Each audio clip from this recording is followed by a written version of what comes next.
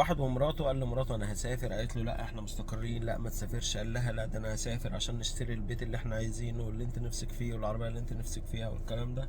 المهم الست لقته مصمم، فقالت له روح ربنا يصلح لك الحال. فعلا يا جماعه سنه في التانية في التالتة ربنا كرمه واشترى الفيلا اللي هو كان نفسه فيها واشترى العربيه. بس انتوا عارفين بعد ايه؟ بعد ما طلق الاولى وراح اتجوز التانية. الشاهد من الكلام، هي استحملتك وانت ما معكش، فانت تيجي بقى لما ربنا يكرمك وتشتري اللي انت عايزه او ربنا يفتحها عليك تتجوز عليها. انا شايف ان مش ده رد الجميل، ده مش رد الجميل. هي شالتك وانت ما معكش، لما بقى معاك تتنطط عليها وتتجوز عليها. والله انا شايف ان الحته دي غريبه جدا. يا عم مراتك اولى بيك، هتتجوز التانية والتالتة والرابعة، والله ما يعني مش عارف انا اقول لك ايه. ولكن انت ظلمت الاولى، ظلمتها عشان لما انت ما كانش معاك هي استحملتك، لما انت بقى معاك وربنا كرمك ووسع عليك تتنطط عليها وتطلعها. يعني ربنا يهدي والله، وربنا يرجع كل مغترب سالم.